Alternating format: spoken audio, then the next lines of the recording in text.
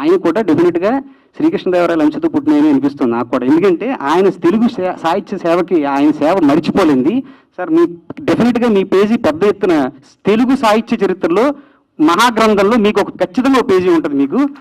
So ఇలా ఈయన కూడా ప్రభాకర్ గారు కూడా త్వరలో ఆయన కూడా ఒక మంచి పేజీ కొట్టేయాలని కోరుకుంటున్నాను నేను. ఖచ్చితంగా ఈ పుస్తకం త్వరలోనే పునర్ముద్రణకు రావాలని మనందరి సహకారం దానికి ఉంటుందని. సహకారం అంటే ఏం లేదు, పుస్తకం చదివి బాగుంది అనుకుంటే పక్క వాళ్ళకి చెబుతాం, ఆ విషయం 10 మంది ద్వారా మౌత్ పబ్లిసిటీ అంతే అండి.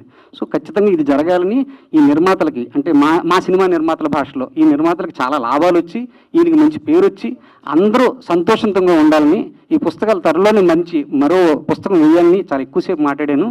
ఐఎమ్ సారీ సమయం ఎక్కువ మాట్లాడినందుకు.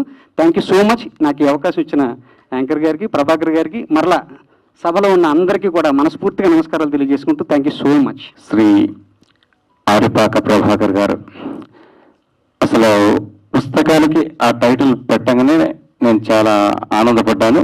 భావయామి. ఒక్కసారి మీ కరతాళ ధ్వనులు గట్టిగా.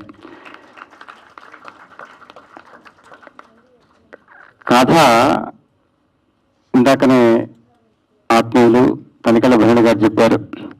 కథన శైలి, అలాగే ఈ రోజుల్లో పుస్తకాలు చదవడం అనేది తగ్గిపోతుంది. ఇటువంటి నేపథ్యంలో దీన్ని ఆవిష్కరించగలుగుకోవటం అనేది ఒక అనిర్వచనీయమైన అనుభూతి. అందుకు అభినందనగా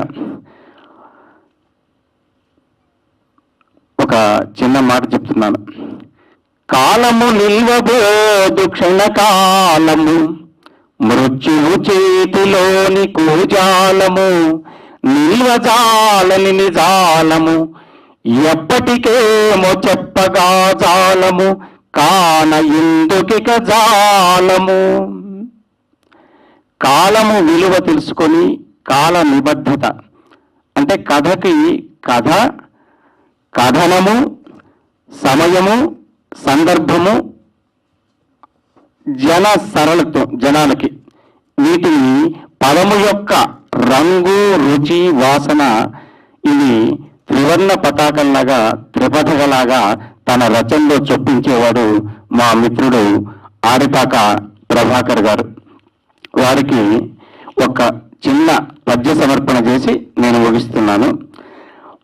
పదము రంగు రుచులు బాగుగా పసిగట్టు, పదము రంగు రుచులు బాగుగా పసిగట్టు, ప్రజల నాడి బట్టి రచన గట్టు, ప్రజల నాడి బట్టి రచన గట్టు, కథన శైలి హృదుల కమనీయమై పట్టు, కథన శైలి హృదుల కమనీయమై పట్టు, ఆరిపాక రచన, ఆరిపాక రచన అంతె నెట్టు, ఆరిపాక కథలకంతె నెట్టు.